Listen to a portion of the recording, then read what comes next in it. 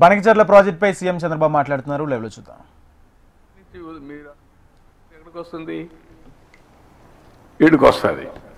ఎవరన్నా రేజ్ చేస్తే ఆ పాయింట్ రేజ్ చేస్తారు. నేను ఎప్పుడు రేజ్ చేయను. తెలంగాణ కానీ ఆంధ్ర కానీ తెలుగు కమ్యూనిటీ ఎందుకు మనం ఇష్యూస్ చేసుకుంటున్నాం? అమికబుల్గా ఇచ్చి పుచ్చుకునే ధోరణిలో సముద్రంలో పోయే నీళ్ళు మీరు వాడుతున్నారు, వాడండి. దానికి చట్టబద్ధ కావాలంటే గవర్నమెంట్ ఆఫ్ ఇండియాలో కూర్చొని మాట్లాడుకుందాం. అంతేగాని ఇష్యూ చేయడం ఎక్కడ లాజిక్ అంటున్నా నేను. అది కరెక్ట్ కాదు.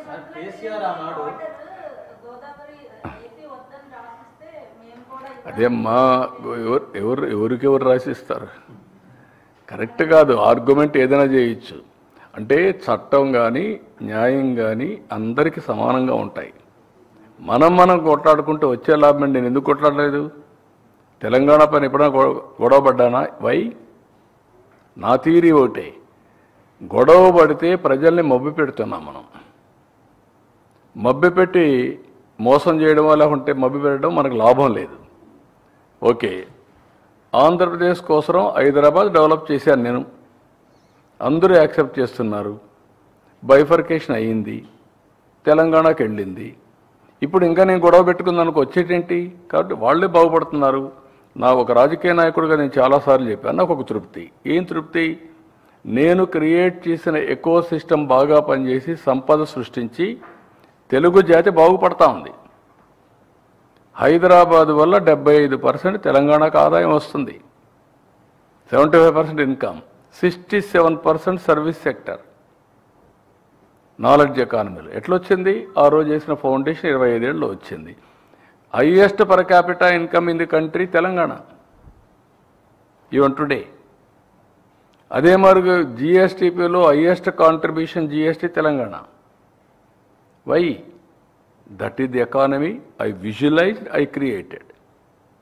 ఈరోజు ఎప్పుడు కూడా నేను మాట మాట్లాడానా? కాదు. వాళ్ళు ఎంజాయ్ చేస్తున్నారు. I'm very happy. ఒక రాజకీయ నాయకుడు ఏం కోరుకుంటాం?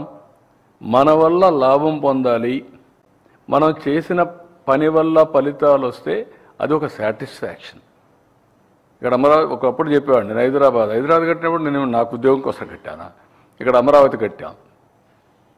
కడితే నాకు ఉద్యోగం కోసం కడుతున్నావా? రేపు తరాలకి, భావి తరాలకి, భవిష్యత్తు కోసం.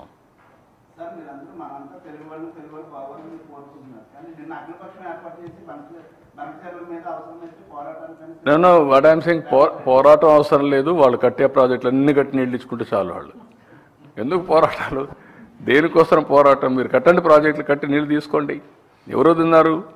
గోదావరి నీళ్ళు ఉన్నాయి, మీరు వాడుకోండి, ఇక్కడ వాడుకుంటారు. కృష్ణాలో ట్రిబ్యునల్ ఉంది, ఆ మాట నేను చెప్పాను. రేపు పోతాం, ఢిల్లీలో కూర్చుంటాం, మాట్లాడుకుంటాం. వాళ్ళు నేను అబ్జెక్ట్ చేస్తే కదా నువ్వు కట్టుకోవద్దని. సార్,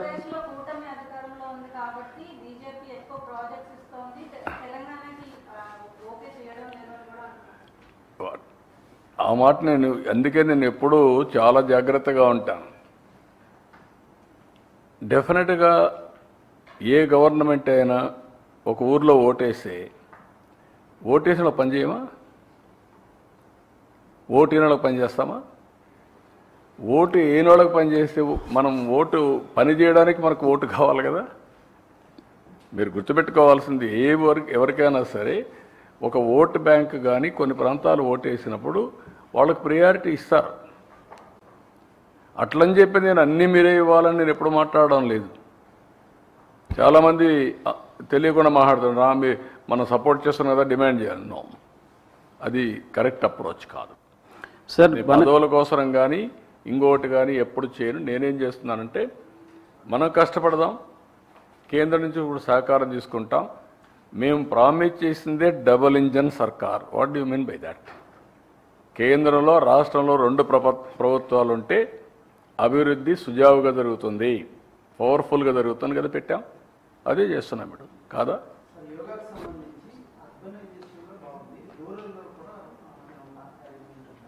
అన్ని ఊర్లో పెట్టాం. It is continuing all villages. Sir, బనకచర్లపై అంటే బీజేపీ మీతో భాగస్వామ్యంగా ఉంది సార్. అక్కడ తెలంగాణలోనేమో వ్యతిరేకంగా మాట్లాడలేదు. వాళ్ళు కూడా వాళ్ళని ఏమంటే ఎవరికి అన్యాయం జరగకుండా చేద్దామన్నారు. దాంట్లో నేను కూడా దగ్గర మాట్లాడుతున్నా. నేను వ్యతిరేకంగా మాట్లాడుతున్నాను ఇప్పుడు. లేదు సార్, మీరు ఎన్డీఏలో భాగస్వామి మీరే అంటున్నారు, మీరు వాళ్ళు మాట్లాడడం కూడా మీరు మాట్లాడడం లేదు ఏంటి అంటున్నారు. సార్. మీరు లాభం ఏంటి? ఎవరికి లాభం?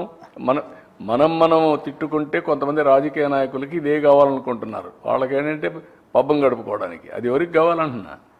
అందరం కలిసి రాష్ట్రాన్ని పోటీపడి డెవలప్ చేద్దాం. తెలంగాణ నెంబర్ 1లో ఉండాలా, ఆంధ్ర నెంబర్ 1లో ఉండాలా. రేపు 20 ఏళ్ళ తర్వాత కూడా ప్రపంచంలో తెలుగు కమ్యూనిటీ నెంబర్ 1గా ఉండాలా. దానికోసం పనిచేయండి. I will very happy. What all ఇచ్చిపుచ్చుకునే దూరం నుండి ఇచ్చిపుచ్చుకుందాం.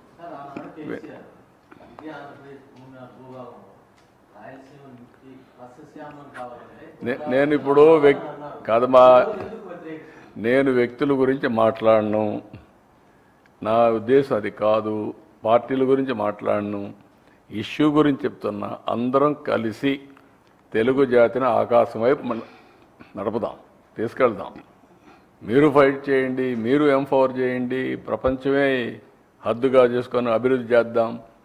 నెంబర్ 1 అంటూ ఒక అడ్వాంటేజ్ వచ్చింది. Telangana is a gold mine. మంచి రాష్ట్రం. ఆ ecosystem is very powerful ecosystem. అది రావాలంటే చాలా టైం పడుతుంది. ఇక్కడ యాగం చేయాలి, ఇది చేయాలి. నేను యజ్ఞం మారి చేస్తామంటే ఇక్కడ కొంతమంది ఆ యజ్ఞాన్ని భంగం చేయడానికి, ఆ ఫలితాలు ప్రజలకు అందకుండా చేయాలని అన్ని ప్రయత్నాలు జరుగుతున్నాయి. అది కరెక్ట్ కాదు సార్. మీరు ఎన్డీఏలో భాగస్వామిగా ఉన్న బనకచర్లకు సంబంధించి అనుమతులు రావడం మాయేనని నిన్న తెలంగాణ ముఖ్యమంత్రి రేవంత్ రెడ్డి వ్యాఖ్యానించారు. నీకు కావాల్సింది మసాలా. ఈ రాష్ట్రంలో మంచి కాదు. ఏం లేదు. నీకు నేను నా నేచర్ను 40 ఏళ్ళ నుంచి చూసేవయ్యా. నేను ఎవరితో గొడవ పెట్టుకోను. రాష్ట్ర హితం కోసం ఎవరితోనైనా పోరాడతా. ప్రజాహితం కోసం నా పోరాటాలు ఉంటాయి తప్ప వ్యక్తుల కోసం కాదు. ఒకవేళ ఒకరు మాట్లాడగట్టు నువ్వే మాట్లాడతావు అంటే కరెక్ట్ కాదు. అందరం కలిసి అక్కడ తెలంగాణ అభివృద్ధి కావాలి, ఆంధ్ర అభివృద్ధి కావాలి. గోదావరిలో ఎవ్వరికి డిస్ప్యూట్ లేవు. బోలెడని నీళ్ళు ఉన్నాయి. ఎవరి శక్తి ఎంత అంటే అంత తీసుకుపోయి ఇండ్లో పెట్టుకోవచ్చు, పొలాల్లో పెట్టచ్చు, అన్ని చెరువులు పెట్టచ్చు. ఏం నష్టం లేదు. That is what I want to give a message. ఎవ్వరికి నష్టం లేదు. 3000 టీఎంసీ నీళ్లు సముద్రంలోకి పోతున్నాయి. 100 సంవత్సరాల ఆవరేజ్. తెలంగాణ ఎగిరెగిరి తీసుకుంటే ఒక 200 టీఎంసీ తీసుకుంటారా? ఆంధ్ర ఎగిరెగిరి తీసుకుంటే ఒక 100 టీఎంసీ తీసుకుంటారు. వర్షాలు బాగుపడితే అవి కూడా అవసరంలే, అక్కడే వచ్చేస్తాయి నీళ్ళన్నీ. కాబట్టి మనం ఆలోచించుకుంది. ఇది కూడా మళ్ళీ లిఫ్ట్ చేయాలంటే కరెంటు ఛార్జీలు కట్టాలి. కానీ కరువు వస్తే ప్రమాదం. కరువు రాకుండా ఉండాలంటే ఇవన్నీ చేసుకుంటే రాష్ట్రం బాగుంటుంది. ఎప్పుడు కూడా తెలంగాణకు ఆంధ్రాకు నేను ఇప్పుడే ఆలోచించాను. అప్పట్లో కూడా తెలంగాణ 2 రివర్లలో కూడా కొంచెం దూరంగా ఉంటుంది, లిఫ్ట్ చేయాలి. ఆంధ్రాలో ఏమైందంటే లాస్ట్ స్టేట్ గోదావరి డెల్టా వచ్చిందంటే దానికి కారణం అప్పట్లో కాటన్ ఒక బ్యారేజ్ కట్టాడు.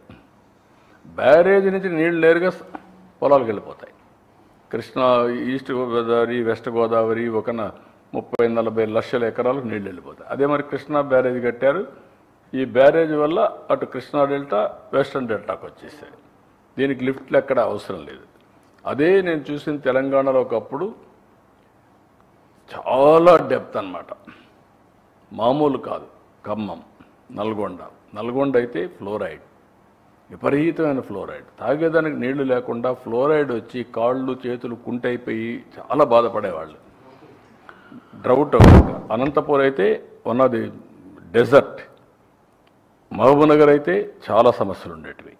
అలాంటివి వచ్చినప్పుడు ఫస్ట్ టైం ఎన్టీఆర్ ఇది తీసుకొచ్చాడు, SLBC, Nagar Sagar left main canal తీసుకొచ్చి నల్గొండకు నీళ్ళు ఇచ్చింది ఫస్ట్ టైం.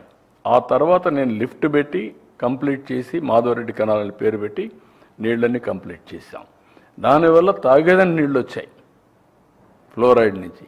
తర్వాత సక్సెస్ అయిన తర్వాత నేను దేవాదుల స్టార్ట్ చేశాను.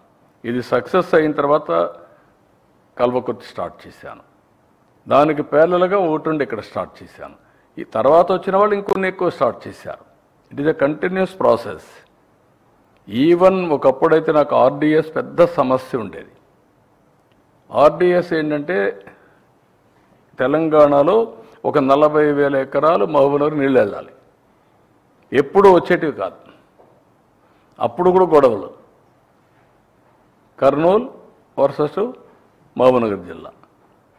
ఆ నీళ్లు అక్కడ మళ్ళా నేను దాన్ని బైపాస్ చేయడానికి జూరాల నుంచి నీళ్లు తీసుకొచ్చా. ఆ ఆయకట్టుని స్టెబిలైజ్ చేస్తే జూరాలను తీసుకొచ్చి ఆ నీళ్ళు ఇచ్చి ఇక్కడ రాకపోయినా అక్కడన్నా పెట్టాలని ఆ నీళ్ళు ఇచ్చాం. ఇట్లా వేరియస్ ఎఫర్ట్స్ చేశాం. ఇప్పుడు కూడా ఎఫర్ట్స్ చేయకుండా మనం అనవసరంగా